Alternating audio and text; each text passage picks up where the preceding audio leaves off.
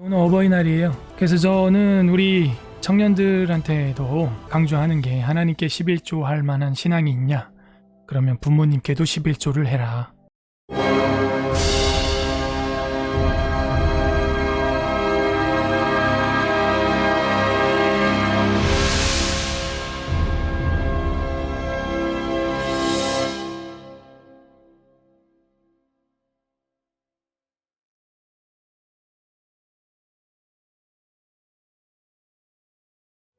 어버이날. 어버이날의 그 참된 의미는 자기가 어버이가 돼봐야 알지 않을까. 저는 그렇게 생각을 합니다. 자녀된 입장에서 어머니, 아버지에게, 부모님에게 뭐 카네이션이나 선물이나 현찰이나 여러 가지 선물들을 드릴 수 있지만 결국에는 자기가 그냥 싱글인 상태에서는 부모님의 그 애환과 고민과 고충을 안다고 할 수가 없어요. 그죠? 안다고 할 수가 없어요. 결혼하지 아니하고 남자와 여자를 안다고 할 수 없는 것처럼 부모가 되지 않고서는 어버이날을 참으로 느낄 수가 없는 거죠. 내가 부모님에게 뭔가 해드리지만 정말 부모님의 심정을 알고 해드리기란 너무 힘듭니다. 저도 오늘 집에 못 들어가서 어제 집에 못 들어갔거든요. 교회에서 잤는데 물론 우리 집사람의 허락하에 그 집에 있는 아이들이 색종이로 카네이션을 만들어서 이렇게 사진으로 찍은 거를 저에게도 보내주고 뭐 할머니들께도 보내드렸는데요. 그 카네이션 종이로 만들어진 그 카네이션 사진, 사실 그 카네이션보다도 그냥 그 아이들 얼굴이 더 많이 눈에 들어오고요. 그 아이들이 더 예쁘고 귀여워 보입니다.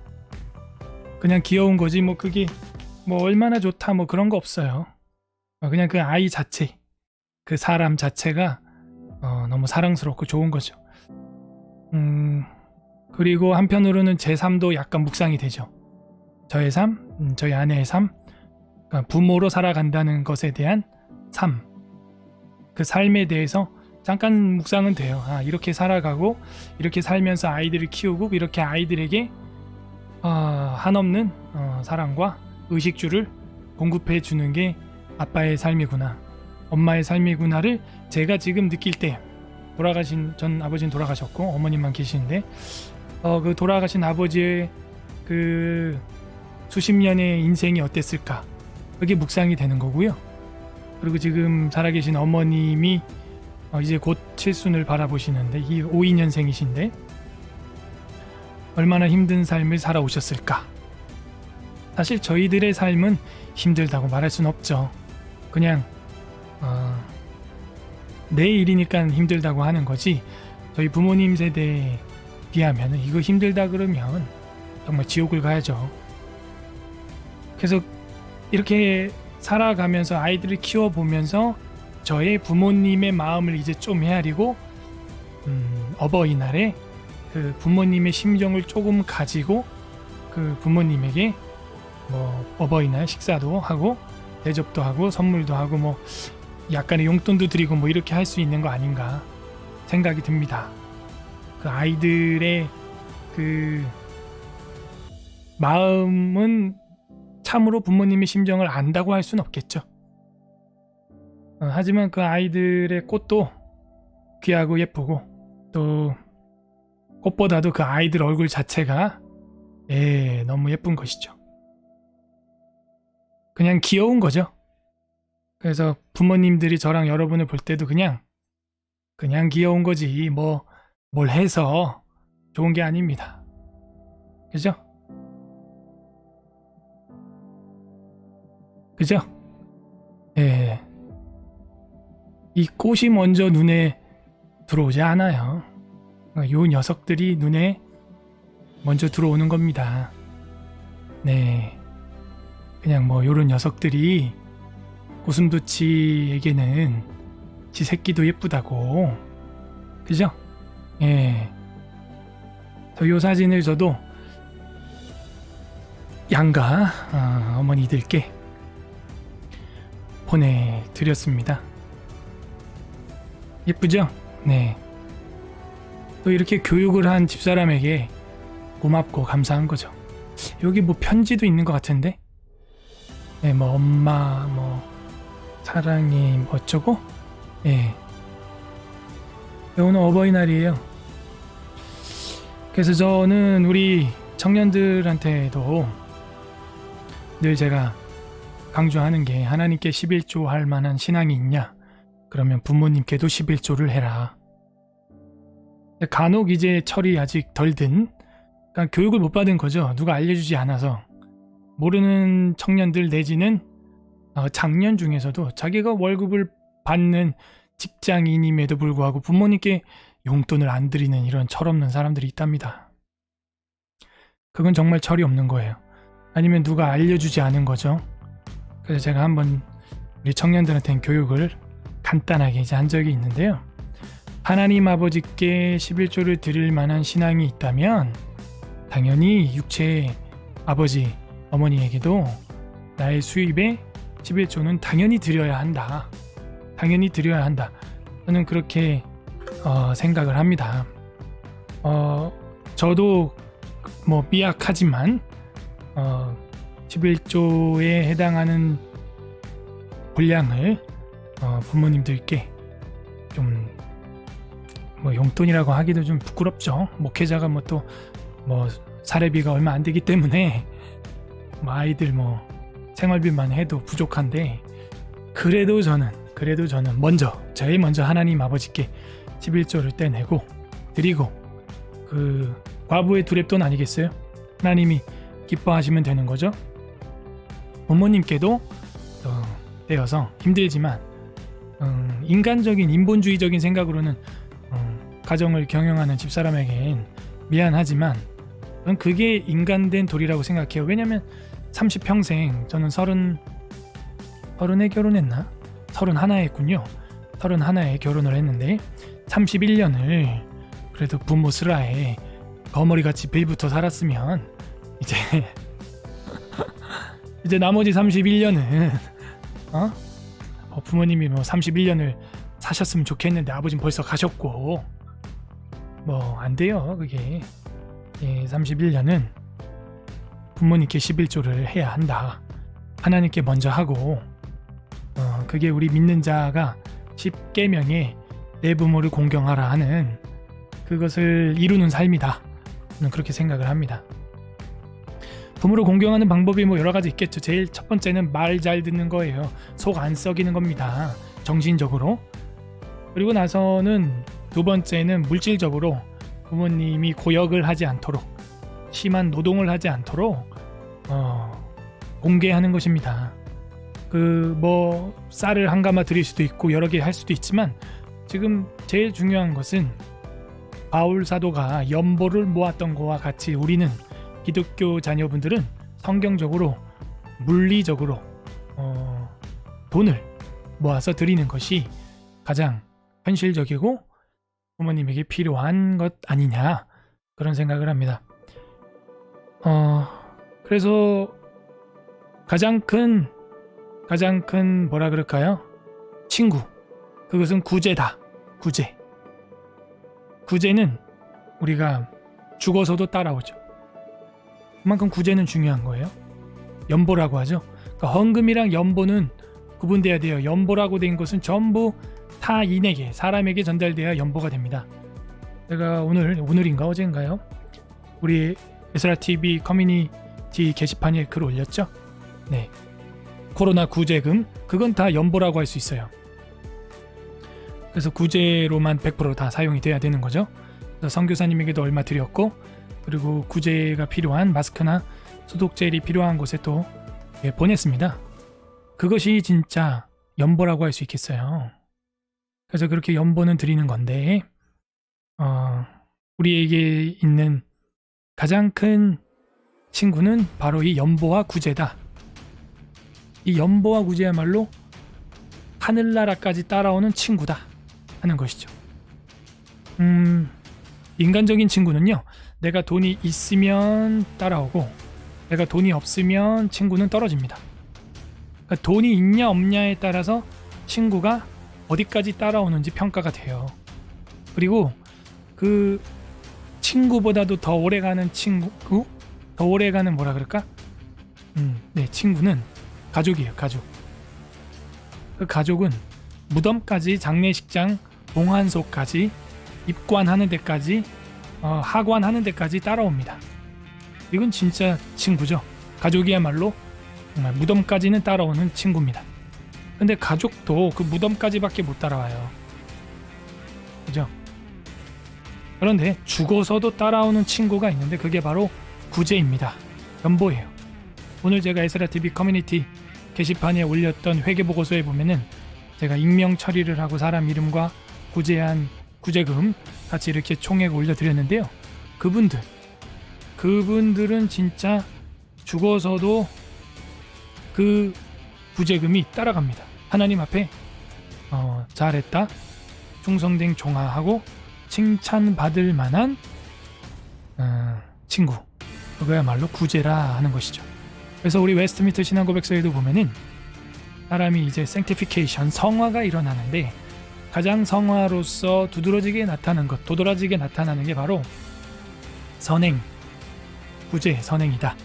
그래서 그 성화, 그 교리 다음에 바로 이루어지는 교리가 선행이 됩니다.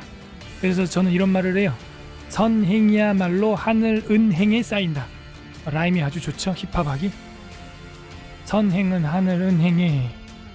그래서 우리 그리스도인들의 선행은 하늘 은행에 쌓인다. 그래서 웨스트민스터 신앙고백서 강의 에스라TV에서 들어보시면 그 선행 파트에 제가 아이콘을 뱅크, 은행을 아이콘으로 제가 사용을 했어요. 그 선행이야말로 하늘까지 따라간다. 그런 의미를 가지고 있기 때문에 제가 그렇게 한 겁니다. 오늘은 어버이날입니다. 우리가 구제를 할지인데 믿는 자 안에서 먼저 해야 되고, 그 믿는 자들 중에서도 나를 이 땅에 존재하게 하신, 나를 이 땅에 태어나게 한 내 육체의 출처가 되는 부모님에게 하는 게 아주 중요하다 하는 것이죠. 근데 아이들이 이런 거 잘 모르니까 어버이날이라는 걸 만들었고, 뭐 미국에서는 어머니날 이런 게 있죠. 그리고 우리 또 부모님들이 또 누워서 절박기지만 이렇게 가르쳐야 됩니다. 네, 이렇게 가르쳐야 돼요. 그래야 이 녀석들도 나중에 부모가 됐을 때, 네, 그 자녀들에게 그 감사를 받을 줄 알겠죠. 감사를 받을 줄 알아야 돼요. 예수님도 10명의 나병 환자를 치료해 줬습니다. 그리고 율법에 기록된 대로 제사장들에게 가서 몸을 보여줘라 했어요. 몸을 보여줘라 해서 갔는데 돌아와서 감사하는 사람은 한 명뿐이었습니다. 한 명뿐이었어요. 그 제사장에게 가는 길에 고침을 받았는데 감사로 나온 사람이 한 명이에요. 감사는요 11조예요. 10명 중 한 명입니다. 10명 중에 한 명이 감사할까 말까 해요. 성도도 마찬가지예요. 뭐 스승의 날이나 혹은 또 뭐 목회자를 통해서 은혜를 받았다. 뭐 은혜는 뭐 하나님이 주는 건데, 그 감사하는 사람은요 열에 한 명도 될까 말까 해요. 100명 중에 한 명 될까 말까 해요. 제가 볼 땐 많지 않아요. 그때 예수님의 반응을 보세요. 나머지 9은 어디 갔느냐. 이게 무슨 말이에요? 예수님도 감사를 받을 줄 아신다는 거죠. 이게 인격적인 관계고 인지상정이고 이게 예배예요. 예배. 신앙의 인격의 발로로서 예배로 표출되는 거예요. 그래서 제가 이런 말을 만들었어요. 인간이 할 수 있는 가장 아름다운 행위는 예배다. 인간이 할 수 있는 가장 아름다운 말은 뭐예요? 기도예요. 인간이 할 수 있는 가장 아름다운 노래는 뭘까요? 찬양이에요. 시편 찬양. 인간이 할 수 있는 가장 아름다운 감정은 뭘까요? 사랑이에요. 다시 인간이 할 수 있는 가장 멋지고 아름다운 행위, 그것은 뭐 무용도 아니고요. 가장 아름다운 행위는 바로 엎드려 절하는 예배, 경배예요. 인간이 가장 할 수 있는 아름다운 행위가 예배라고요. 그 예배 안에 뭐가 나와요? 영광, 감사, 회개, 간구, 이웃을 위한 기도. 감사가 나와요. 감사할 줄 모르는 걸 예수님이 딱 싫어해요. 10명의 나병 환자를 치료해 주는데 한 명만 온 거예요. 한 명만.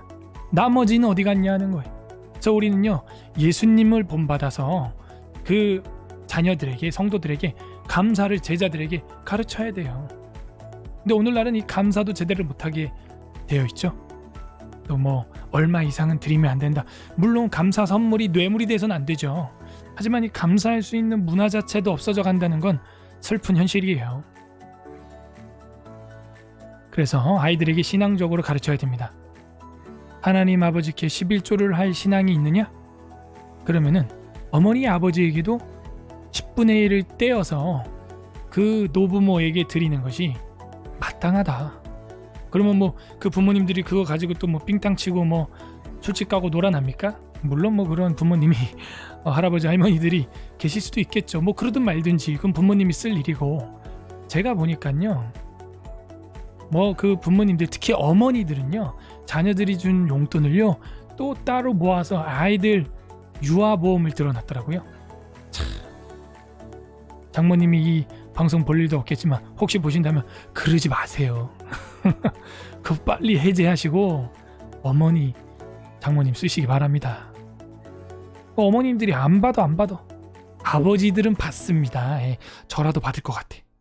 아버지들은 받아가지고 여기저기 여행도 다니고, 네, 뭐 먹을 거 맛있는 거 드시고 하시더라고요. 확실히 엄마 사랑이 더 진하긴 해요.